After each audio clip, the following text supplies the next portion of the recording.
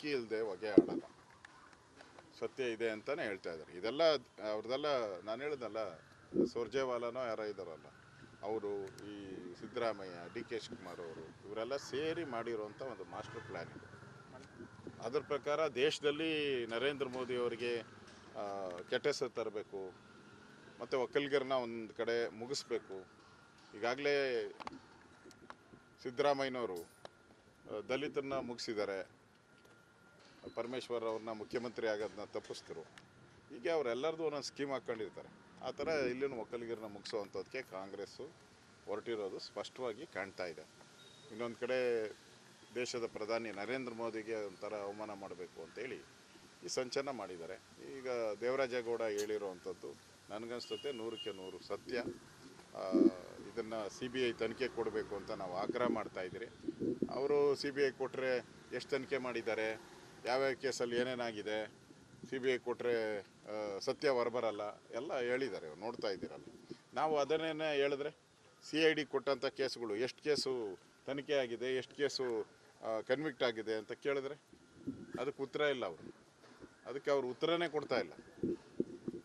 CBI ತನಿಖೆ case ಮಾಡಿದ್ರೆ George ಅವ್ರದ್ದು ಆಯಿತು, CBI ತನಿಖೆ, ಜಾರ್ಜ್ ಅವ್ರು ನಿರಪರಾಧಿ ಅಂತ ಆಯಿತು. ಹಾಗಾದ್ರೆ ತನಿಖೆ ಮಾಡಿಲ್ವಾಗಾರೆ? ಅಪೋಸಿಷನ್ ಪಾರ್ಟಿ ಇದ್ರೂ ಕೂಡ ತಪ್ಪಿಲ್ಲ ಅಂದರೆ ತಪ್ಪಿಲ್ಲ ಅಂತ ಹೇಳಿದ್ದಾರೆ ಜಾರ್ಜ್ ವಿಚಾರವಾಗಿ. ಇವೆಲ್ಲನೂ ಕೂಡ ಅವರಿಗೆ ಭಯ. ಎಲ್ಲಿ CBIಗೆ ಹೋದರೆ ಅವರು ನಿಷ್ಪಕ್ಷಪಾತವಾಗಿ ತನಿಖೆ ಮಾಡ್ತಾರೆ, ಸರ್ಕಾರದಲ್ಲಿರೋರೆಲ್ಲ ಜೈಲ್ ಕಂಬಿ ಎಣಿಸ್ಬೇಕಾಗ್ತೈತೆ. ಆ ಭಯಕ್ಕೆ ಅವರು CBIಗೆ ಕೊಡ್ತಾ ಇಲ್ಲ ಅಷ್ಟೇ. ಅದರಿಂದ ಎಂಟೈರ್ ಪೊಲೀಸ್ ಇಲಾಖೆಯನ್ನು ನಡೆಸ್ತಾ ಇರೋವಂಥದ್ದು ಗೃಹ ಸಚಿವರಲ್ಲ, ಎಂಟೈರ್ ಇಲಾಖೆಯನ್ನು ಬೇರೆಯವರು ಹೈಜಾಕ್ ಮಾಡಿ ನಡೆಸ್ತಾ ಇದ್ದಾರೆ. ಅದರಿಂದ ಈ ಒಂದು SIT ತನಿಖೆಯಿಂದ ಸತ್ಯ ಹೊರಬರುತ್ತೆ ಅಂತ ಕರ್ನಾಟಕದ ಯಾವುದೇ ಒಬ್ಬ ಸಾಮಾನ್ಯ ನಾಗರಿಕ ಕೇಳಿದ್ರೂ ಅವ್ರಿಗೇನು ನಂಬಿಕೆ ಇಲ್ಲ, ಯಾರಿಗೂ ನಂಬಿಕೆ ಇಲ್ಲ. ಅದನ್ನು ಕೂಡ SIT ತನಿಖೆ ಮಾಡಬೇಕು ಅಂತ ಆಗ್ರಹ ಮಾಡ್ತೀರಾ? SIT ಅವ್ರು ಹೇಳ್ದಂಗೆ ಮಾಡ್ತಾರಲ್ಲ. SIT ತನಿಖೆ ಅಂತ ಹೇಳಿದ್ರೆ ಕಾಂಗ್ರೆಸ್ ಪ್ರಾಯೋಜಿತವಾದಂಥದ್ದು ಅದೊಂದು ಮಂಡಳಿ ಅಷ್ಟೇ. ಯಾಕಂದರೆ ಇದುವರೆಗೂ ನೋಡಿ ಬೇಲ್ ಕ್ಯಾನ್ಸಲ್ ಆಗಿದೆ, ಡ್ರೈವರ್ಗೆ ಅರೆಸ್ಟ್ ಮಾಡಿದ್ದಾರೆ. ರೇವಣ್ಣ ಯಾಕೆ ಅರೆಸ್ಟ್ ಮಾಡಿದ್ರು? 3 ಕಡೆ ರೇವಣ್ಣ ಅವ್ರು ಎಲ್ಲೆಲ್ಲಿ ಹೋಗಿ ಓಡಾಡ್ತಾರೆ ಅಲ್ಲೆಲ್ಲ ಸ್ಕ್ವಾಡ್ ಹಾಕಿದ್ರಲ್ಲ. ಅದೇ ರೀತಿ ಅವ್ನು ಡ್ರೈವರ್ ಬಗ್ಗೆ ಯಾಕೆ ಮಾಡ್ತಾ ಇಲ್ಲ? ಕಾಂಗ್ರೆಸ್ ಅವರ ಎಷ್ಟೋ ಜನ ಮೊಬೈಲಲ್ಲಿ ಇದೆಲ್ಲ ಇದೆ, ಅವ್ರನ್ನ ಯಾಕೆ ಕರೆದೆ ಒಬ್ಬರನ್ನ ಎನ್ಕ್ವೈರಿ ಮಾಡ್ತಾ ಇಲ್ಲ, ಹಂಚಿದವ್ರು ಯಾರು ಅಂತ? ಅಂದರೆ ಇದೆಲ್ಲ ಅವರ ಪ್ಲ್ಯಾನ್ ಪ್ರಕಾರನೇ, ಅವ್ರು ಹೆಂಗೆ ಹೇಳ್ತಾರೋ ಹಂಗೆ ಪೊಲೀಸರು ಮಾಡ್ತಾರೆ. ಅವರು ಇಂಥವ್ರು ಹೋಗಿ ಅರೆಸ್ಟ್ ಮಾಡು ಅಂದರೆ ಅಂಥವ್ರು ಅರೆಸ್ಟ್ ಮಾಡ್ತಾರೆ, ಅಂಥವ್ರ ಮೇಲೆ ಕೇಸ್ ಹಾಕಿ ಅಂದರೆ ಕೇಸ್ ಹಾಕ್ತಾರೆ ಅಷ್ಟೇ.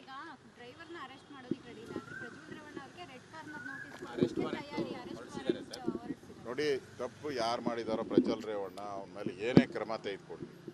ಅದೇ ಥರ ಹಂಚೋದು ಕೂಡ ದೊಡ್ಡ ತಪ್ಪಲ್ಲ. ಹಂಚಿದವ್ರ ಮೇಲೆ ಏನು ಕ್ರಮ ತೆಗೆದುಕೊಂಡಿದ್ದೀರಾ? ಏನೂ ಇಲ್ಲ ಕ್ರಮ. ಅಂದರೆ ನಿಮ್ಮದೆಲ್ಲ ಒಂದು ರೀತಿ ಕಣ್ಣು ಮುಚ್ಚಾಲೆ ಆಟ ಆಡ್ತಾ ಇದ್ದಾರೆ ಕಾಂಗ್ರೆಸ್ ಅವರಷ್ಟೇ. ಸತ್ಯ ಸಂಗತಿ ಬರಬೇಕಾದ್ರೆ ಇದು ಯಾರಾದರೂ ಅವ್ರಿಗೆ CBI ಮೇಲೆ ನಂಬಿಕೆ ಇಲ್ಲ ಅಂದರೆ ಯಾರಾದರೂ ಸಿಟ್ಟಿಂಗ್ ಜಡ್ಜು, ಸುಪ್ರೀಂ ಕೋರ್ಟಿನ ಸಿಟ್ಟಿಂಗ್ ಜಡ್ಜ್ ಅವರ ನೇತೃತ್ವದಲ್ಲಿ ಈ ತನಿಖೆ ಆದರೆ ಏನಾನ ಸತ್ಯ ಸಂಗತಿ ಹೊರಬರಬಹುದು. ಇಲ್ಲ ಅಂದರೆ ಇದೊಂದು ಮುಚ್ಚಾಕುವಂಥ SIT ಇದು. ಈ ಕೇಸನ್ನು ಮುಚ್ಚಾಕುವಂಥ ಪ್ಲಾನ್ ಇರುವಂಥ SIT. ಮತ್ತು ಇದನ್ನು ಮಾನಿಟರ್ ಮಾಡ್ತಾ ಇರೋರು ಸುಜಿತ್ ವಾಲಾ ಮತ್ತು ಮುಖ್ಯಮಂತ್ರಿ ಸಿದ್ದರಾಮಯ್ಯನವರು, ಇವರೆಲ್ಲ ಮಾನಿಟರ್ ಮಾಡ್ತಾ ಇದ್ದಾರೆ.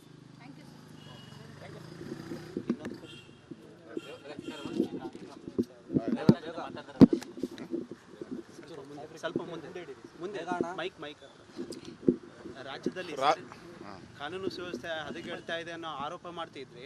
ಇವಾಗ ಕಳೆದ 4 ತಿಂಗಳಲ್ಲಿ 430 ಕೊಲೆಗಳು ಆಗಿವೆ, ಸಾಲು ಕೊಲೆಗಳು. ಮೊನ್ನೆ ಅಷ್ಟೇ ಅಂಜಲಿ ನಿಂಬಾಳ್ಕರ್ ಅವರು ಹತ್ಯೆ ಆಯಿತು ಸರ್.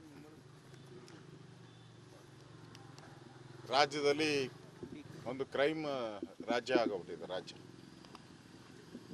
ಗೃಹ ಇಲಾಖೆಯನ್ನು ಕೇಳೋರು ಹೇಳೋರು ಯಾರೂ ಇಲ್ಲ. ಯಾಕೆಂದರೆ ಗೃಹ ಇಲಾಖೆ ಪರಮೇಶ್ವರ್ ಕೈಯಲ್ಲಿ ಇಲ್ಲೇ ಇಲ್ಲ, ಯಾರೋ ಹ್ಯಾಂಡಲ್ ಮಾಡ್ತಾ ಇದ್ದಾರೆ.